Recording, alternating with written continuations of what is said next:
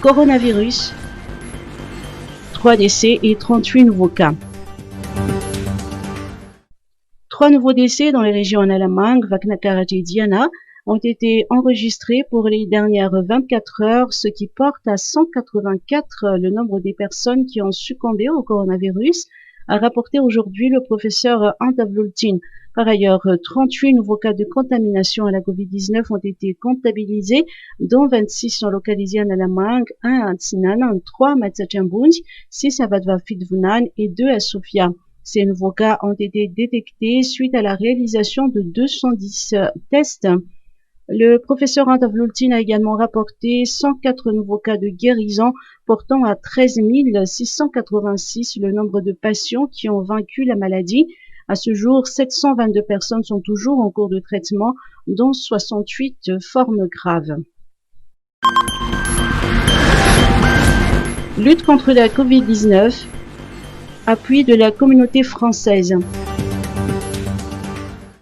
Dans le cadre de la lutte contre la COVID-19, le centre hospitalier universitaire Mère-Enfant à Tsarlalan a reçu un don de la communauté française de Madagascar en présence du ministre de la Santé publique et de son Excellence Monsieur Christophe Bouchard, ambassadeur de France à Madagascar.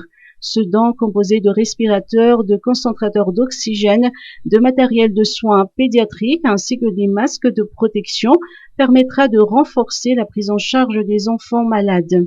Ces matériels qui sont devant nous vont servir dès maintenant aux enfants ici dans cet hôpital, aux malades, et non seulement pour faire face à la crise actuelle du Covid, et dont on peut espérer, et on voit qu'on est plutôt sur la fin, heureusement, ici en tout cas à Tananarive, mais vont aussi servir après pour d'autres pathologies, pour d'autres maladies, puisque malheureusement, une fois que le Covid sera derrière nous, les autres maladies seront présentes. Et ici, particulièrement dans un hôpital pour enfants, on l'a dit, un enfant malade, c'est scandaleux, ça ne devrait pas arriver. Et donc il faut soutenir de toutes nos forces, de tous nos efforts, les hôpitaux. Et j'en profite pour rendre hommage d'ailleurs, à travers vous, Madame la Directrice, tous les personnels médicaux, les infirmiers, les aides-soignants qui travaillent tous les jours et dont j'espère qu'avec ces matériels, comme pour vos collègues dans d'autres hôpitaux en province, vous allez pouvoir mieux travailler de façon efficace au service des enfants ici et au service des malades ailleurs. Donc, cet acte de générosité a été possible grâce à l'opération Misar, lancée en avril dernier par l'Union des Français à l'étranger, UFE, et l'Association des Français du Monde. Cette opération a été soutenue par la Chambre de commerce et d'industrie France-Madagascar et des particuliers. Ces dons d'une valeur de plus de 200 millions d'ariages seront distribués aux hôpitaux de la capitale et des autres régions. Souvent, dans les dons qu'on a pu voir à la télévision ou ailleurs, l'hôpital des enfants n'est pas trop cité, n'est pas trop gâté par les donateurs de part et d'autre, et on a souhaité véritablement faire ce geste envers l'hôpital des enfants, puisque un enfant malade, comme vous savez,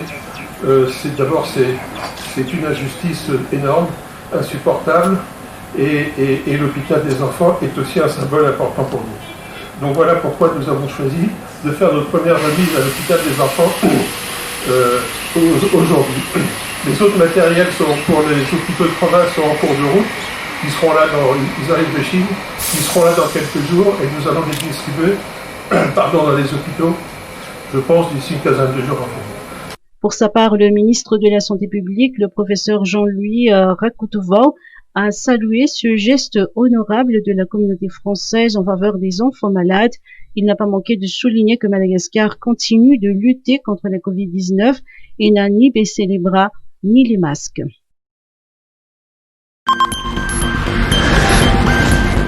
Reprise des vols domestiques, des mesures spécifiques prises par Tsaradi. La reprise des vols domestiques à partir du 1er septembre a été annoncée par le président Andraduel dans son intervention télévisée de dimanche dernier. Différentes mesures sont prises en concertation avec le ministère de la Santé et l'OMS pour assurer cette reprise dans les meilleures conditions, a précisé Ndiamamundi Fanmejansu, directeur général de la compagnie Tsaradi. Il y a les mesures classiques, c'est-à-dire mettre les masques. Il y a des gants pour les employés, mais plus les désinfections, si je peux dire, de l'avion. Mais surtout au niveau des passagers, on a mis en place les tests PCR. C'est-à-dire en quittant du moins Tanarivivat, on demande avec... ce sont, je dirais, les règles maintenant établies pour éviter la propagation, je dirais, de la pandémie. C'est test 72 heures avant le départ minimum. Donc, la réponse, je dirais, c'est 48 heures après, ils auront le résultat. Au retour, s'ils arrivent de la province vers Tana, il y a 24 heures de confinement qu'on demande, ils vont faire le test PCR, et puis au bout de 24 heures, ils ont une réponse, je dirais, du moins le résultat du test. Donc ce sont des mesures déjà, je dirais, assez conséquentes, même sur le plan local. Deuxième point, je dirais, on a mis en place et on l'a testé avec l'arrivée, je dirais, des rapatriés venant de France, le fameux tunnel désinfectant. Donc c'est encore une mesure en plus pour essayer d'éviter la propagation. Donc à l'aller comme au retour, les passagers doivent passer par ce tunnel-là. Dans l'avion, on met, selon les règles internationales, IATA et OACI, les passagers doivent mettre les casse-bouches. Ça c'est obligatoire. Et au niveau du personnel navigant, ils vont mettre des visières en plus des masques. Donc et dans l'avion, on a réservé, si je peux dire, une zone de confinement. Si dans le cas où il y a un problème au niveau des passagers, au moins on peut tout de suite isoler ce passager-là. 2 jours après la déclaration du président, plus de 300 personnes ont acheté des billets d'avion pour promouvoir le tourisme local. Des offres spéciales et des produits avec des cibles variées sont proposés par Tsaradi. Le défi est de pouvoir réaliser 1000 vols pour les 2 mois à venir. Le secteur tourisme, y compris l'aérien, a été frappé de plein fouet par la crise sanitaire. Pour Tsaradi, plus de 12 000 annulations ont été enregistrées en 5 mois et les manques à gagner se situent entre 6 et 7 millions de dollars. Il y a une manque à gagner de 76%. Donc, pour vous dire un peu que c'est dur, très dur pour Tsaradi, parce que, comme on dit, et puis les journaux, la télé, tout en parle, je dirais, c'est le premier secteur qui a été atteint. Et puis, vous connaissez mieux que moi qu'actuellement, il y a beaucoup, dans le domaine aérien, beaucoup de gens qui sont mis à pied, des employés...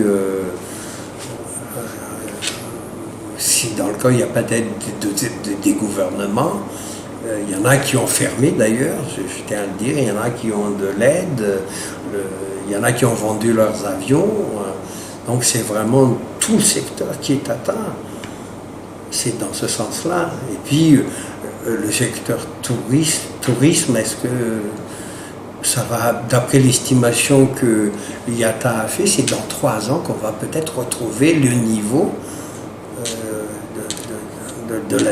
même pas de jeudi, du mois de l'an dernier, quoi. Néanmoins, le directeur général de Tsaradi reste optimiste.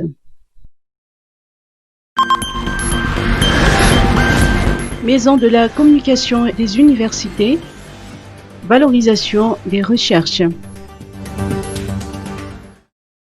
Mettre en contact les chercheurs et les investisseurs, c'est l'un des objectifs de la Maison de la communication des universités, qui a édité l'ouvrage intitulé « Résultats de recherche sur les énergies renouvelables à Madagascar ». La MCU est un organisme rattaché au ministère de l'Enseignement supérieur et de la Recherche scientifique. Son directeur général a présenté l'ouvrage ce matin au siège de la MCU à Nalaké. Alors, l'objectif de cet ouvrage, c'est de mettre en contact les chercheurs et leurs travaux, bien sûr, avec les opérateurs économiques et les investisseurs et tous les acteurs publics ou privés qui travaillent dans ce secteur. Et l'objectif final, ce serait d'augmenter la production d'énergie chez nous en exploitant ces résultats de recherche et surtout pour développer aussi d'autres secteurs comme le tourisme, comme l'artisanat, l'industrie et même l'éducation et la santé. Alors, avec ces résultats, le pays pourrait répondre à l'un des piliers de la vision IEM, qui est centré sur l'énergie, et au plan directeur du ministère de l'Enseignement supérieur et de la Recherche scientifique auquel est rattachée la MCU. La MCU n'a pas failli à sa tradition de sortir le recueil de textes mis à jour sur l'enseignement supérieur et la recherche scientifique. Ce recueil est un outil pour informer les différents acteurs sur l'évolution du secteur sur le plan réglementaire. Il participe ainsi à l'un des axes du ministère qui est d'offrir un enseignement supérieur de qualité et une recherche dédiée au développement.